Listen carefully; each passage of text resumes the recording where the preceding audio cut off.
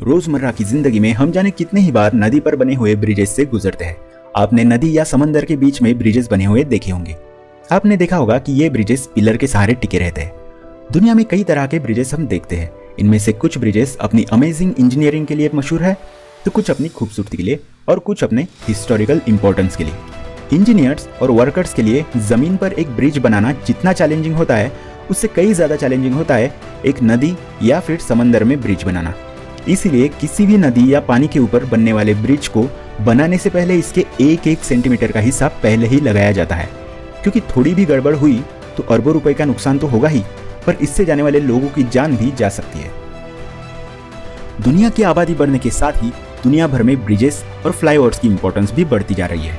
पानी पर बनने वाले ब्रिजेस हजारों टन लोड को सपोर्ट करते हैं और इतना लोड सहन करने की क्षमता इसके पिलर्स या खंभों पर निर्भर करती है।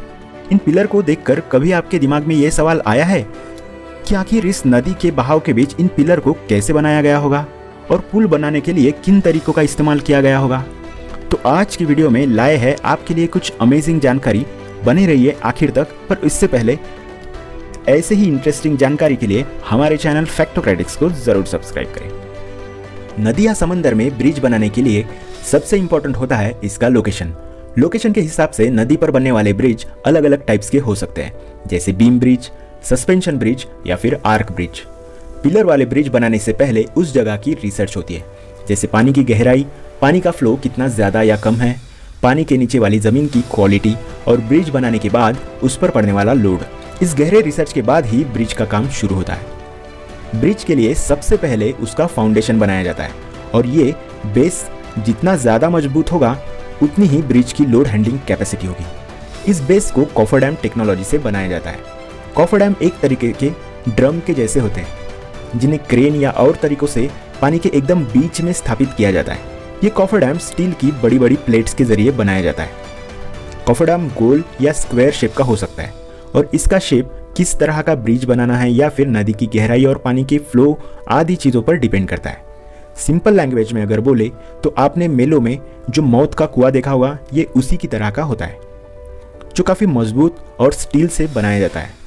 इसे पानी के बीच में रख दिया जाता है, जिससे पानी आसपास से बह जाता है लेकिन इसके अंदर नहीं आता। इसके बाद कॉफरडैम के अंदर जो पानी है उसे वाटर पंप्स या कैमशेल्स के मदद से निकाला जाता है। पानी को निकालने के बाद कॉफरडैम के अंदर जगह बन जाती है, जहां पर फिर इंजीनियर्स और वर्कर्स काम करके एक मजबूत पिलर बनाते हैं। कॉफरडैम के अलावा फाउंडेशन बनाने के लिए और एक तरीका है, जिसको बोला जाता है केसन्स। इसमें एक बहुत बड़ा फाउंडेशन स्ट्रक्चर जमीन पर बनाया जाता है और बड़ी शिप के हेल्प से इसे पानी में जहां पर इंस्टॉल करना है वहां ले जाया जाता है। यह एक स्क्वायर शेप में होता है और जो नीचे से बंद और ऊपर से ओपन होता है। ये पानी में फ्लोट ना हो इसलिए पानी में पहले बड़े पत्थर और मिट्टी से भराई करके एक बेस बनाया जाता है, जिसके ऊपर फिर केसन्स को इंस्टॉल करके फिर से उसके ऊपर सीमेंट डालकर इसे और ज़्यादा हेवी और मजबूत बनाया जाता है। हालांकि जब पानी इससे भी गहरा हो तो क्या होगा? ऐसे में रिसर्च करके ज़मीन के नीचे कुछ जगह चुनी जाएगी। इन जगहों की गहराई के हिसाब से फिर लोहे के बड़े बड़े पाइप्स को शिप्स की हेल्प से इन जगहों पर ले जाया जाता है। फिर शिप पर स्पेशल क्रेन्स और हैमर्स की हेल्प से साइड पर इंस्टॉल करने के बाद इन पाइप्स को जमीन में धंसाया जाता है।